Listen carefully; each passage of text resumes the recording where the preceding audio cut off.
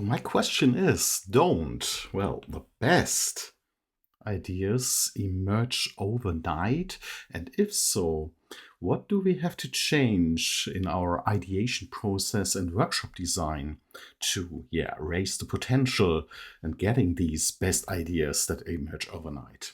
Let's have a deeper look at what happens in the night if you are sleeping with our brain. There are certain phases in the night when you sleep where your unconscious mind does a lot of things and connecting different dots and information inspirations.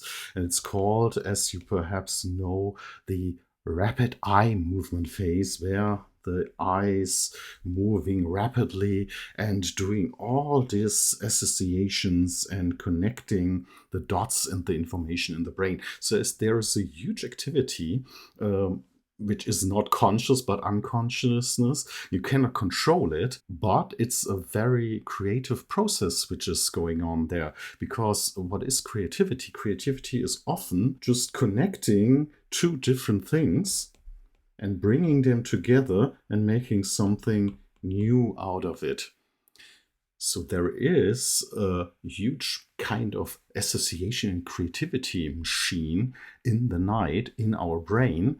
And when we then wake up in the morning and, perhaps have a coffee, go in the shower, walk with the dog, sometimes suddenly an idea pops up. And it's crystal clear, this idea, and it's a brilliant idea, and you don't know where it came from. In the night before and in the days before, you had problems to find right ideas, and then suddenly you call it eureka, as the Greeks say. There is this sudden moment of such an idea that pops up, and you think, yeah, that's a good idea. Why didn't I find it the day before? So it would be great if we could use more of these potentials that we have in our brain, and that we could use more of these eureka moments also in our ideation process in our workshops. Let's have a deeper look in this creative process, which, as you perhaps know, always should begin with a good research where we talk with customers or users, generate insights and document things, find things, go out and, generate insights to define the real problem, perhaps in kind of problem statements or how might we questions, which are the starting point for a good ideation process, which we will follow on. And the ideation process itself even starts best with kind of inspiration. You go out and look at again some things, talk with people, let yourself be inspired. And then the phase of digesting begins, where this all comes in your conscious, but also in your unconscious mind, as we learned. And then on this, we can ideate and, perhaps even then select the right ideas that fit to this problem statement or the how might we question best. This looks like a linear process, but in reality, it is not that linear, because sometimes you inspire, you jump over the digestion, go into the ideation, find some ideas, perhaps even select one, and then think, whoa, that's not the best idea. Perhaps we should go back to inspiration, use really some time to digest, ideate again, go here round and round. Sometimes we even go back to the definition of the problem, because we find that there might be some adjustments, and from the definition we go back to the ideation. So this is not a linear process, but a process of short and long cycles. And if you do a good creative process and want to support a good process, you support even these loops, these big and small loops. So let's talk about the normal way to do it. What is the normal aka synchronous approach, which we normally do. Normally we take a bunch of people together, bring it in a room, and call it workshop for 2 hours, 4 hours, sometimes even 1 or 2 days, and do this whole process like inspiration. Sometimes we even digest, but often we go directly into ideation because we have not enough time. All people talk together with different methodologies, one on ones, brain writing, crazy eight, whatever, to generate as many as ideas possible. Sometimes we even go perhaps sometimes back to inspiration, but often we focus on this ideation part and then also select certain ideas that best fit to our problem statement. And which is really great if we have all these people in a room, be it a virtual or really a real room, because all people can focus on our process of our workshop. They are in this room together at a certain time, and if you do a good facilitation, they will stay in focus and focus on their task. And you, as a facilitator, also can create kind of momentum where you lead all the people through this process and they all feel together that they're in a team for this certain task. There's a lot of social interaction as well. People talk together with each other within different methods, and there you can, as a facilitator, also use kind of social dynamics because they are all in a room and have to be disciplined because there are other people that are watching them. So you, as a facilitator, can also use this kind of being together and even controlling each other a little bit. And in this process, if you're all together in one room, it allows for many short cycles, short loops of inspiration and ideation. But, well, that's the problem. Not that much time for digesting. And also not that much time to be alone. Sometimes in a design sprint, you have this statement of being together alone, but sometimes you even need more alone time, and even the introverts need more alone time to digest and think about it and not even talk every time. The problem this synchronous approach in a workshop is also that not enough or the right people might come because you have a certain time and often a certain room, and not everyone can participate. Sometimes it's restricted in space or in time, so you just pre-select a certain kind of participants, and sometimes it would be great if there would be other people that could be involved in this process. If you ever participated in such a process, you know this kind of overlap with which often happens if you participate. You sometimes say, wow, could we make a longer break that I just relax and have some more ideas because my brain is full overloaded. And the next and perhaps last problem is that this process does not allow perhaps that much long cycles to go really back to inspiration if you already selected something, or from ideation to inspiration and back to ideation and have enough time for digesting. So it might be interesting if we find another way where we could introduce more asynchronous ideas and methods which might solve these problems, which are shown here, down here in red. And this is what we should look at right now. What if we would switch to an asynchronous approach? Well, let me take you through this kind of approach with a small example. Perhaps we would start with a, kind of normal kickoff meeting lasting perhaps only 15 minutes, where we talk about the problem statement, the how might we question, and kick off the creative process. But then we would separate from each other and, yeah, perhaps search for inspirations, for informations on its own. And you don't have to be in the same room. You just go out there and have 2 or 3 days where you collect them, digest, everyone on its own, and perhaps you collect all this information on an interactive whiteboard. So we could also access to all these kind of information inspiration the other would find. And we could also start to ideate because you cannot separate these phases very strictly. Perhaps you find inspirations, digest, then you can come back, see some ideas from other people which you really take as inspiration. So this is a back and forth, all on an interactive whiteboard, but everyone does it on its own. The next phase could be that we pair people one on one. So we give them the task that they find a small meeting where they talk one on one and even inspire them to each other.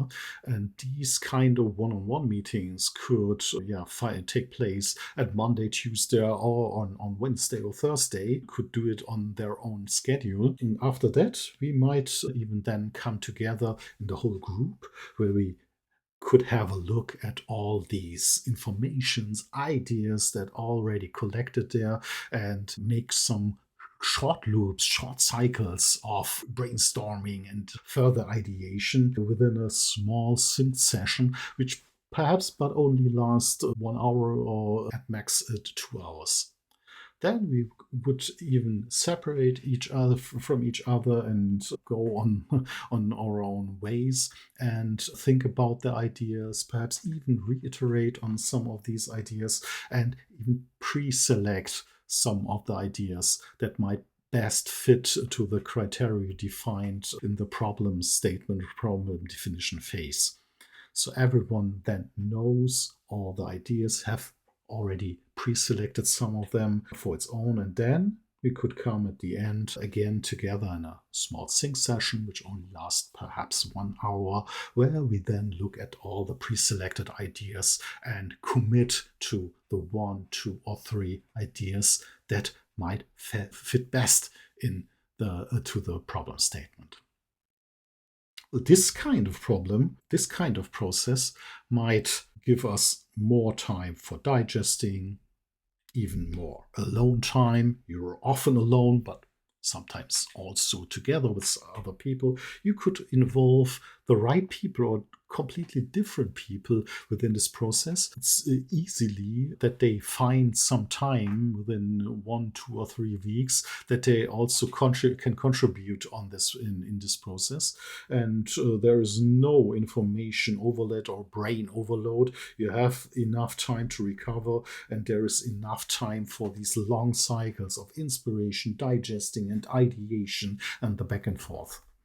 The problem of this kind of more asynchronous approach might be that how to create a momentum as a facilitator, that they all keep on focusing and keep on feeling that they're part of this kind of ideation process.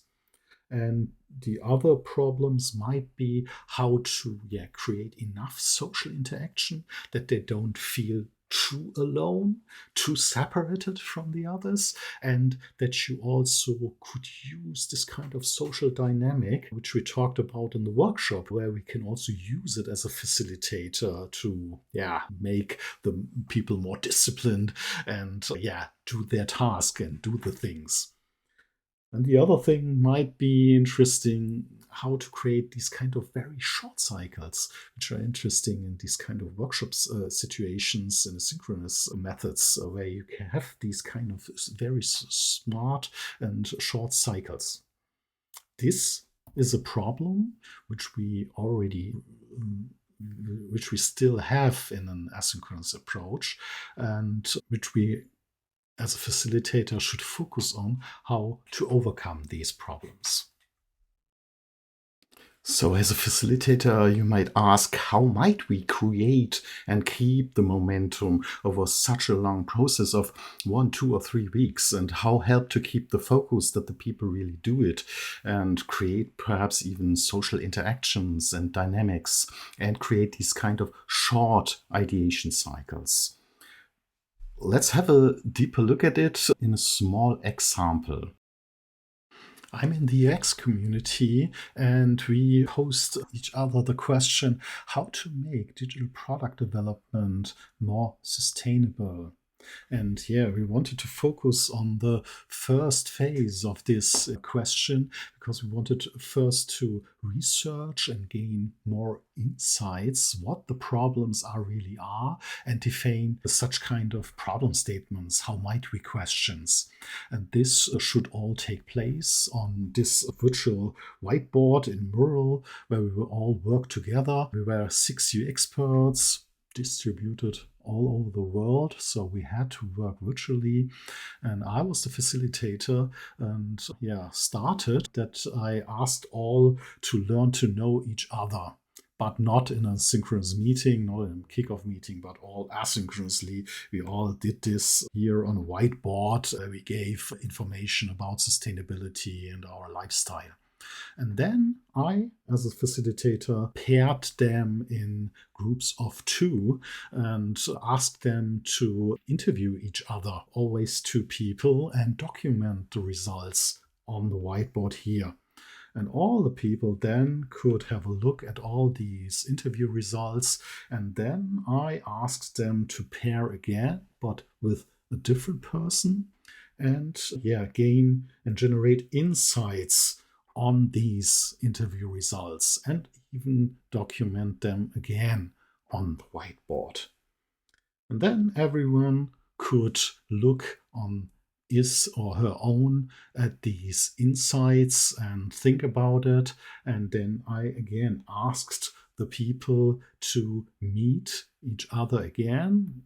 Again, only two persons, and they had the freedom when to meet. They had some days time, 2 or 3 days, and they could schedule their meetings on their own always. And so they met each other always in one-on-one situation. And the only moment in this process where we came together as a group was at the end in a Zoom call. And me as a facilitator, well, I didn't see the people over the course of 3 weeks, did not see them, but they saw each other in different situations. It was a kind of experiment, but it worked quite well. And you might ask as a facilitator, how did you facilitate it? How did you create this momentum and create this focus? And well, we did a lot with video messaging, as you can see here in some screenshots. We had introduction videos, we had personalized video messages, also emails, small kind of pages where they get all the information and also detailed instructions who to meet and who is going to schedule, so I could create some kind of accountability. So they were guided through the whole process of 3 weeks with, well, kind of emails and video messages.